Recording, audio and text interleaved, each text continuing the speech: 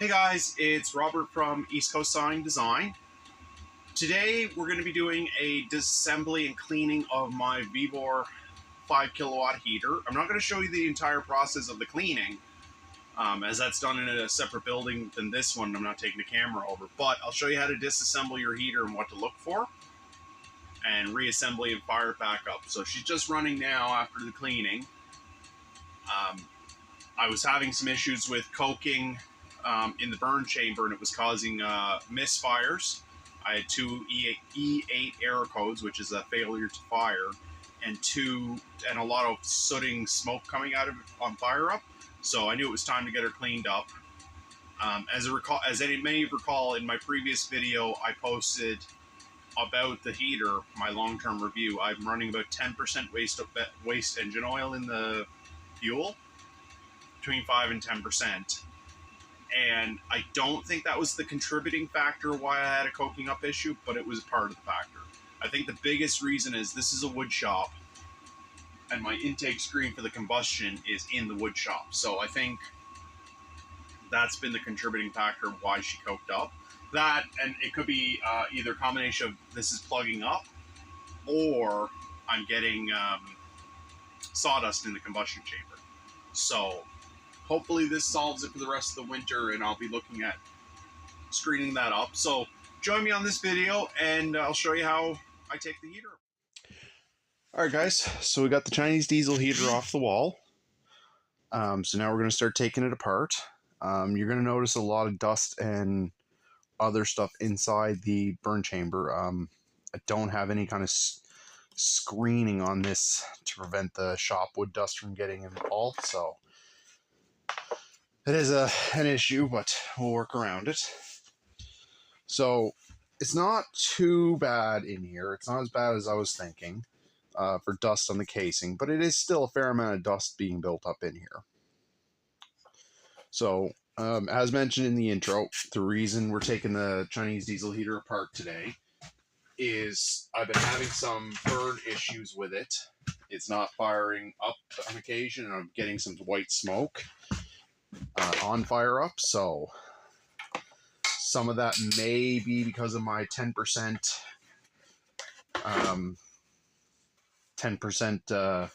waste oil in it. It could be just from low burn conditions. We're not 100% sure, so we're not going to blatantly make any assumptions here.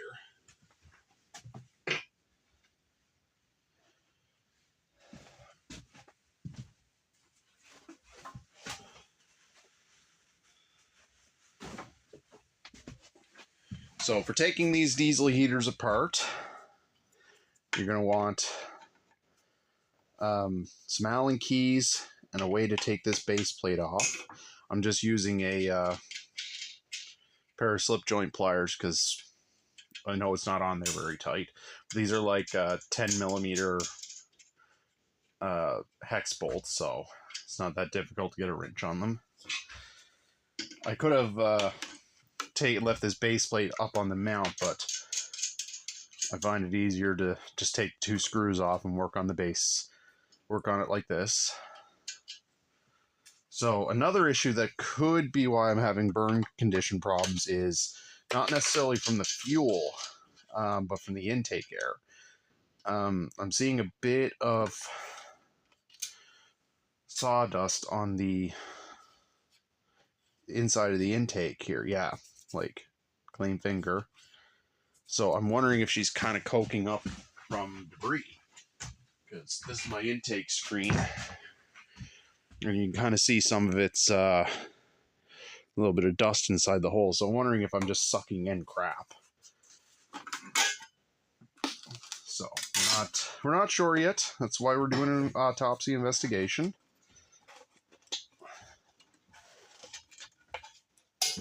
This will be the second time I've had this heater apart. The first time was due to a fuel coking issue.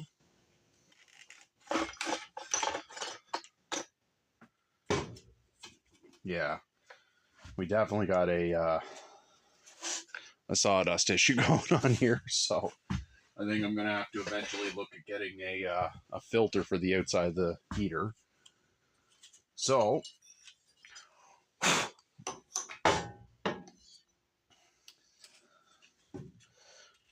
to take your heater apart, there's one Allen screw holding your motherboard on. It's a 4mm Allen.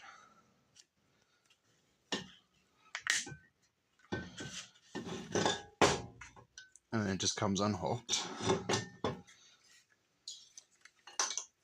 Now, last time I unplugged everything, and I don't necessarily recommend that. So as you can see, very dusty environment for this heater. So the outer case bolts are 10mm or 4mm Allen as well. All the Allen screws on these heaters are 4mm. Get into the action here.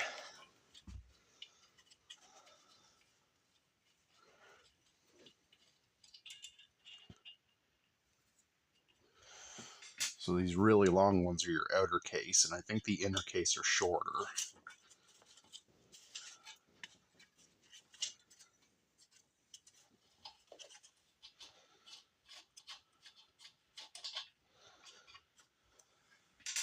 Yeah, when I opened her up, it was probably about this time last year. It was midway through my heating season.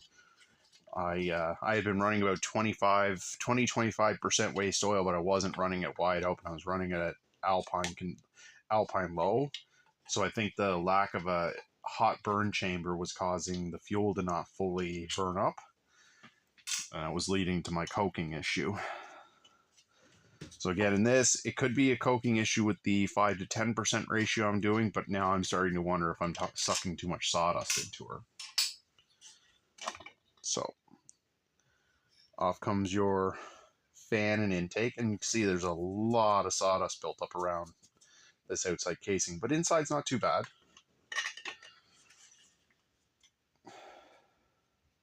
Be very careful with these gaskets.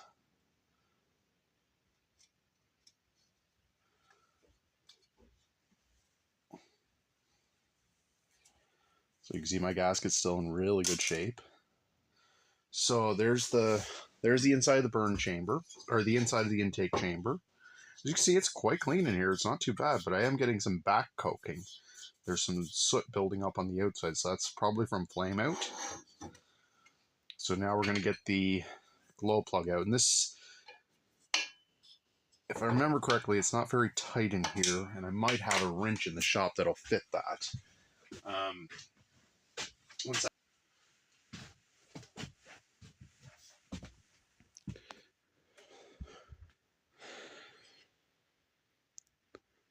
Alright guys, so found a wrench in the shop.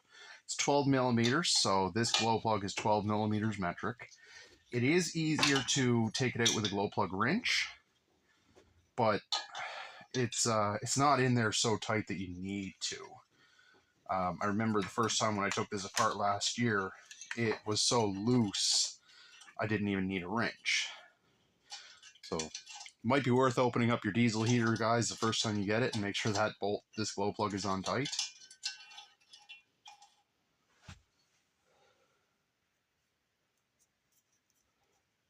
So we got a little bit of wear on the glow plug, but nothing dramatic.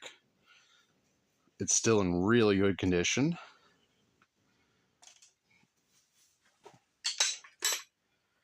So it's 4 bolts to take your burn chamber apart, and then this little rubber grommet here is what holds the fuel line, blocks the fuel line, prevents air from getting into your chamber where the fuel line comes in. So that comes out with the burn chamber. And these are short 4 millimeter head cap head screws.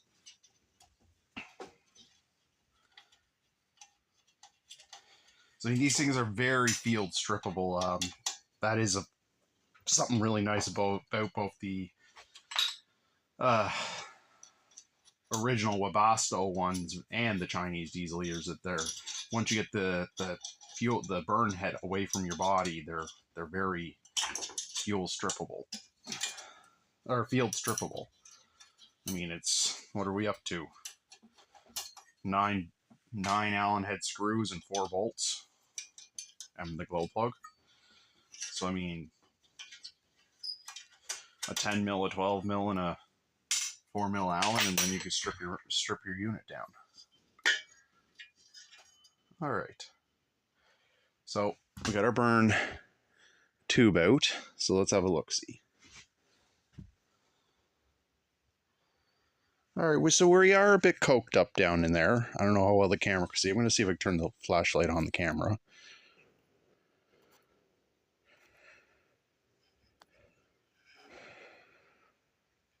So, I mean, we're a little coked up, but nothing major. So I'd say probably part of my problem has not been coking up so much as just the time of the year. Now, how's the burn chamber itself look? That I'm really concerned about. Okay, so we do got some debris in there.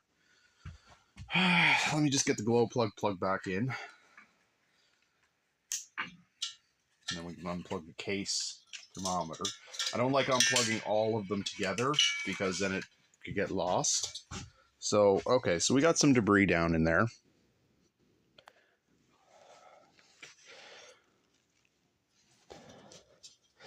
And there is a bit of coking on the outside, so on the inside. So we are a bit dirty here. So I'm going to shut you guys off there, and I'm going to get to cleaning it. I think I got to go find a wire brush, and I'll get back to you when I start the reassembly. All right, guys. So we're back from cleaning the burn chamber and the firing chamber up. So there was a lot of coke buildup underneath that plate. So what I had to do was, and I don't know if you're allowed to do this or not, is I had to take this back piece off. This covers that and allows the air to swirl from the fan, and it's just held in by like basically crush rivets. Like the posts are crushed to keep them in place, and I just broke all that apart and just re-welded it when it was done. We'll see what the long term is there.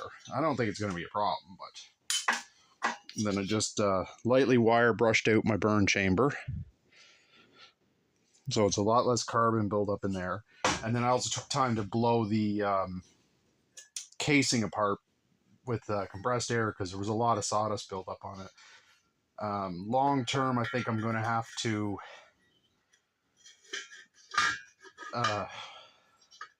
put something like pantyhose over this screen and over my intake balancer, just to keep the fine dust out of the combustion chamber and out of the fins. I don't think it was directly a coking problem with the oil in my fuel, because as I mentioned, I run about 5-10%. I'd say what it was, it probably didn't help, especially in the low burns. But I'd say fine sawdust getting into the combustion chamber probably was a contributing factor. So I believe I have some scrap pantyhose from another project that I can put over some black shear, and that'll help. Oh crap. Pause for a sec, guys. I left the intake screen out in the other garage. Alright guys, so I had gone to clean the heater in my father's garage, which has an air compressor. So what I forgot was I took the atomizer screen out. So what this does, this goes into your intake, your glow plug spot, and it allows the fuel to go from like a droplet basically into a very fine film that the glow plug can warm up and fire. So you can see a glow plug fits in there like that. So kind of a very important part of these heaters. You can buy replacements if you damage or coke it up. But since mine was in pretty damn good condition, I'm not going to change it.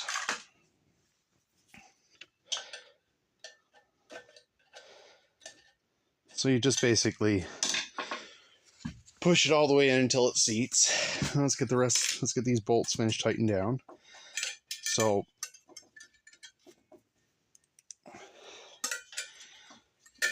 one of the things that drew me to these heaters originally was they're very serviceable.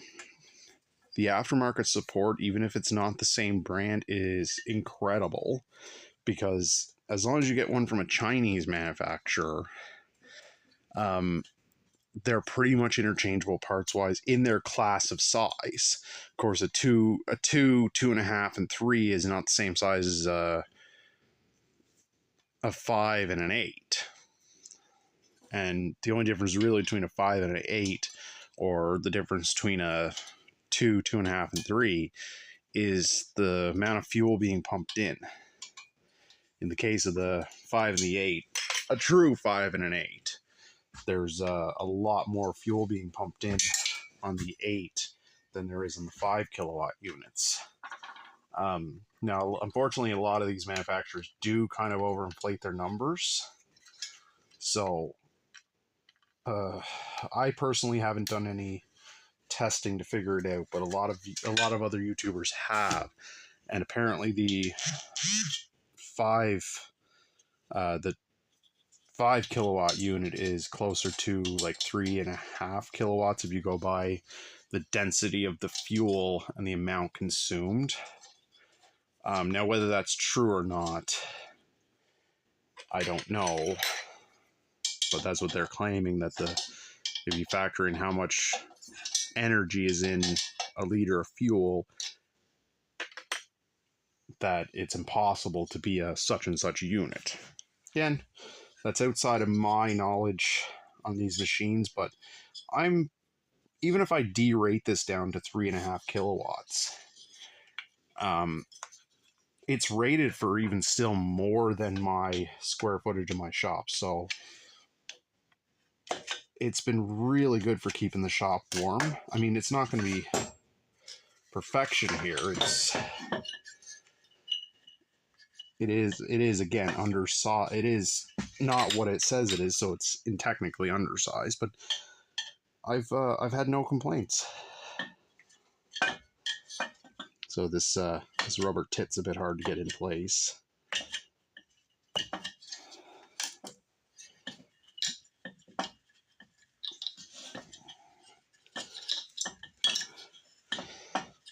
There we go. I think I got it screwed backwards. All right. So the burn chamber's on and back in place. Our glow plugs tightened back down. So now we put our gasket back on. Again, my gasket's in incredible shape, just a little bit of fine sawdust on it, so we ain't gonna stress that.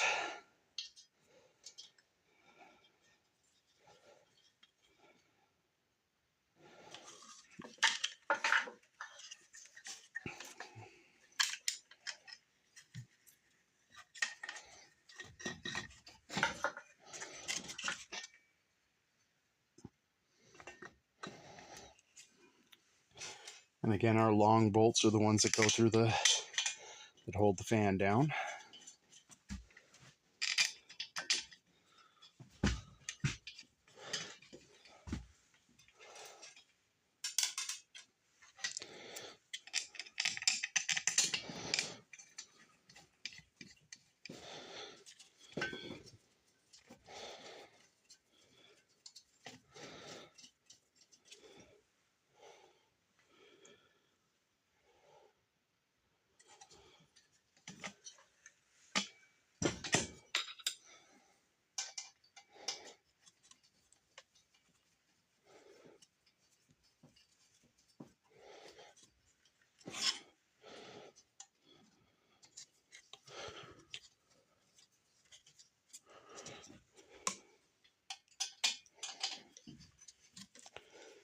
And if anybody hasn't seen my previous videos on this heater, I did a longer format install in my shop, and this would apply to basically 99% of these units. I know the EPA in like Europe, UK specifically, they're kind of banning these component-based kits. because they don't come with, basically, they don't come with safety warnings. That's all it really boils down to. But I know with the EPA in Canada and the US, it has to have appropriate warnings on it. So, I mean, common sense to me says you should know better, but with the price of fuels and the way the economy is right now, it's no small wonder people are in a position where they're using these units and not necessarily in a safe way.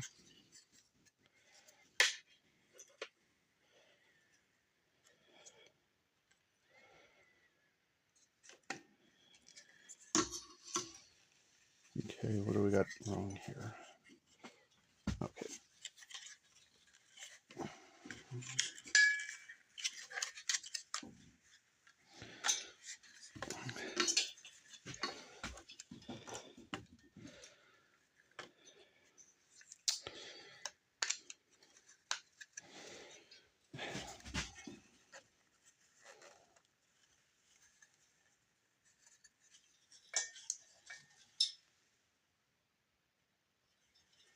Oh, no wonder I'm having a hard time here.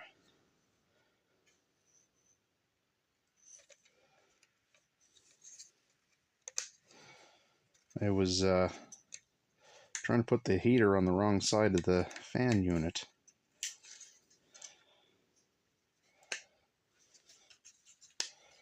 Okay, where's my fan plug?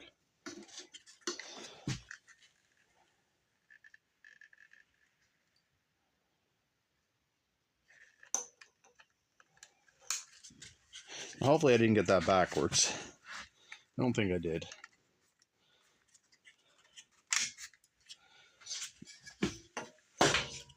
So, went down the screw to put this part back on. Yeah, I don't care for the fact the temperature sensor and the fan kind of run on this, have the same identical plugs. If it's wrong, it's 2 minutes to fix, but it is an annoyance. So there, that's back on. Let's get the casing back on. Just brushing some dust out of it.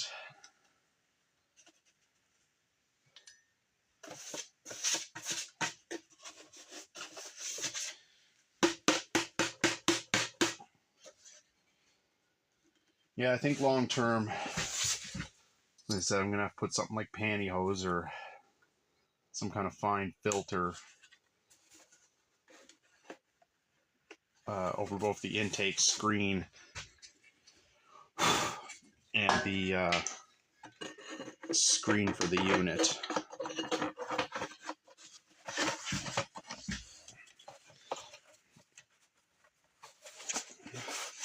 Because, I mean, I quite like this little heater, and I would like to not burn it out.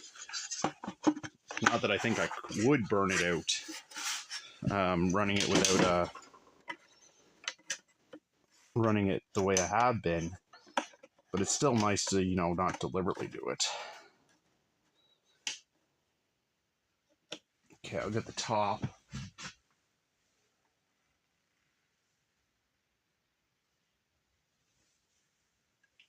Okay, I know I put the top around somewhere.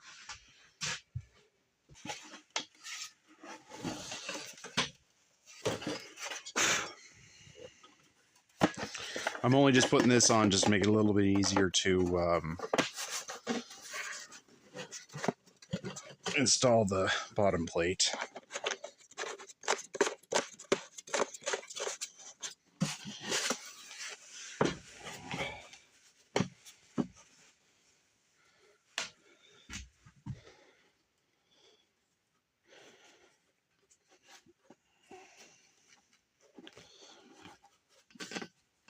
I'm not sure how heat-proof this rubber seal is, like realistically over time, but so far it's holding up really good. It's cracking a little around the exhaust, but that makes sense.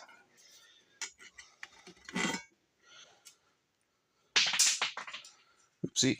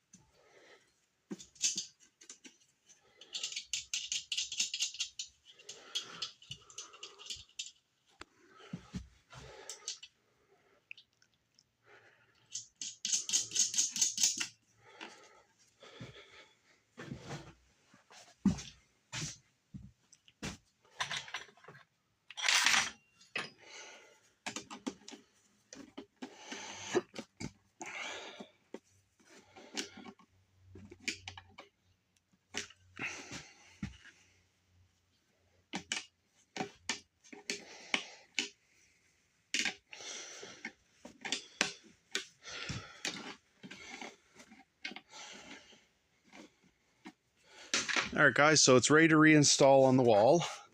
I'm not going to show you that part because I have another video kind of really detailing this, how I mounted it to the wall. But I'll get back to you once it's fired up and working again.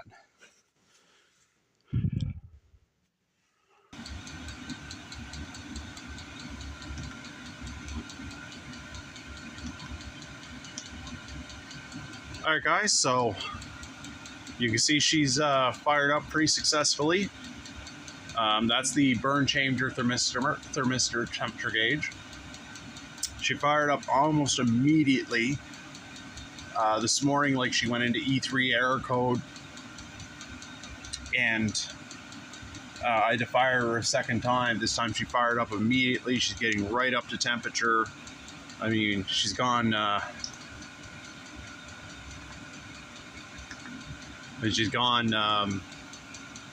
from 86 to 114 in the burn chamber on the heat setting 3. She's pumping up beautiful warm air. So what more can I ask for?